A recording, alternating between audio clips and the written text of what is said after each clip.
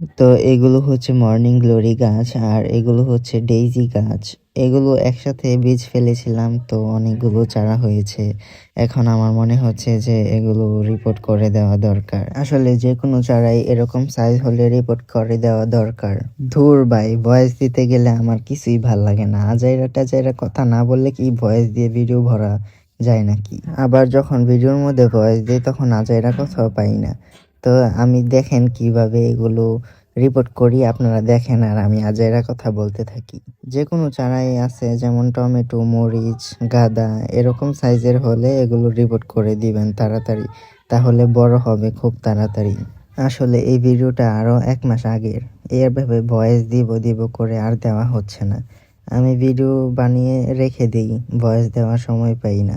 এই কারণে আবার অলসতাও লাগে যে ভিডিওর মধ্যে ভয়েস দিতে হবে, তাই একদম অলসতার কারণে একটা ভিডিও এরকমও আছে যে 1 বছর আগের ভিডিও এখনও পোস্ট করাই হয়নি। তো এই ভিডিওটা করেছিলাম যে চারাগুলো আমরা যখন রিপোর্ট করি নতুন চারা, তখন ঝিমিয়ে পড়ে যায়। তো যে কীভাবে কী করলে এই চারাগুলো ঝিমিয়ে পড়বে না এবং পরের দিনেই সুস্থভাবে একদম সতেজ থাকবে, তা আজকে দেখাবো। তো ভিডিওর যে কোনো সময় আমি ওইটা বলতে পারি, কারণ আমার ভয়েসে ঠিক নাই।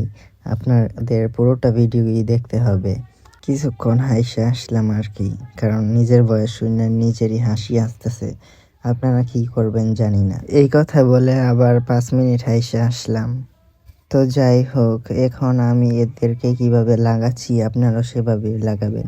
আর মাটিটা তৈরি করবেন, 50 ভাগ মাটি নেবেন, ঝরঝরা দোআঁশ মাটি, এবং বালু নেবেন আরও কিছু পরিমাণ। আর বেশি মানে গোবর যদি থাকে, 1 বছরের পুরনো গোবর ভিজা ভিজা, ওইগুলো দিবেন। কিন্তু কাঁচা গোবর কখনোই কোনো গাছে দিবেন না, একমাত্র লাউ গাছ ব্যতীত। কারণ লাউ, শসা এগুলোর মধ্যে আপনাদের কাঁচা গোবর গুলে দিলে খুব ভালো রেজাল্ট পাওয়া যায়। তো চলে এসেছি ভিডিও বানানোর বিশেষ মুহূর্তে। তো এটা হচ্ছে যে রিপোর্ট করার পর গাছগুলো যখন লাগানো শেষ হয়ে যাবে, তারপর এভাবে বড় বড় পাতাগুলো নিচ থেকে কেটে দিবেন এবং শুধুমাত্র 2টা অথবা 3টা পাতা রাখবেন। ভিডিওতে দেখতেই পারতেছেন যে আমি কিভাবে কাটতেছি। উপরের কচি পাতাগুলো রেখে নিচ থেকে যত পুরাতন পাতা আছে সবগুলো কেটে দিয়েছি। এখন দেখতে পারতেছেন একটা লবণের মতো, এটা হচ্ছে এপসম সল্ট, যেটা দিলে গাছগুলো সতেজ থাকে। আমরা যখন যে কোনো গাছ রিপোর্ট করি, তারপর এই এপসম সল্টগুলা পানি দেব, যার কারণে গাছগুলো সতেজ থাকবে। যে কোনো গাছ রিপোর্ট করার পরই এটা দিতে হবে। এমনভাবে দিবেন যেন সম্পূর্ণ পাতা এবং মাটিগুলো একদম সবগুলো ভিজে। তো আজাইরা কথা বলতে বলতে ভিডিওর শেষ মুহূর্তে চলে এসেছি আমরা। আপনাদের কাছে যদি এই আজাইরা কথা এবং আজাইরা ভিডিওটা ভালো লেগে থাকে, তাহলে অবশ্যই একটা লাইক দিবেন এবং ফলো অথবা সাবস্ক্রাইব করা না থাকলে অবশ্যই একটা সাবস্ক্রাইব করে দিবেন।